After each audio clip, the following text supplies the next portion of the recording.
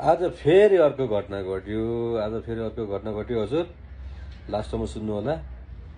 मेरो कौशी थकाली छ हजुर न्यु रोडमा खिचा पोखरीमा। त्यहाँ एकजना चिनेको भाइले गर्लफ्रेन्ड लिएर आएर रहेछ। अनि ठ्याक्क म छिरेको दाइ नमस्ते भने। नमस्ते भाइ के छ भनेको। खाना अर्डर गरे हो दाइ भन्यो।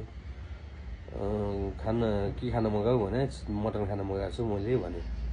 अनि दाइ कति हो रेट मिलाउनुहुन्छ होला नि भने। खाऊ न खाऊ भाइ अब दुईजनालाई आएको छ दुईटा खानामा कति नै हुन्छ र मिलाएर गरौँला नि त भने।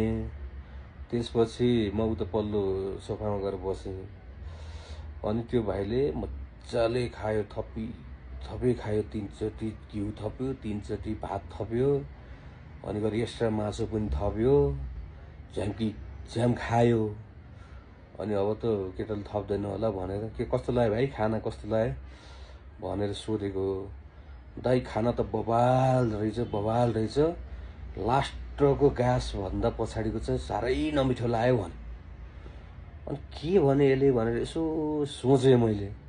अनि माथि किचनमा गएर सेफलाई भने खाना त ठिकै लाग्यो अरे लास्टको खाना चाहिँ मिठो लागेन अरे नि त। लास्टको गाँस भन्दा पछाडिको चाहिँ मिठो लागेन अरे भनेर सोधेँ। हाँसे केटाहरू म गाली गरिरहेको छु उनीहरू हाँस्छन्। के भने भनेर मैले यसो सोच्दै आएँ।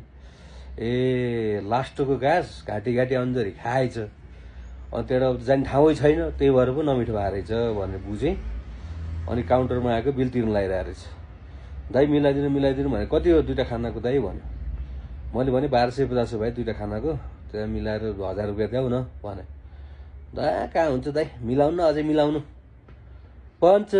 ए भाइ तिमी आफै हेरेर देऊ ल खाना कस्तो लाग्यो कस्तो छ के छ आफै मूल्याङ्कन गरेर देऊ भने। अनि दाइ क्युआर ल्याउनु त भन्यो। ए बाबु क्युआर देऊ भने केसियरलाई। त्यसपछि क्युआर दिएको त 2000 हालिदिएछ। क्युआर दाइ आयो है भनेर सट्टै निस्किहाल्यो। अनि यसो हेरेको 2000 आयो रहेछ। अनि भाइ तिम्रो 1000 रुपियाँ बढी आयो ल बढी आयो भने त दाइ यस्तो मिठो खानालाई अनि 1000 रुपियाँ मात्रै तिर्छन् म त 2000 तिर्ने हो 2000 भनेर चाहिँ भाइ त खुसी भएर गयो। त्यही भएर चाहिँ तपाईँहरू सबैजना कौशी थकालीमा एकचोटि आउनु होला प्लिज। सबैलाई निम्तो छ है।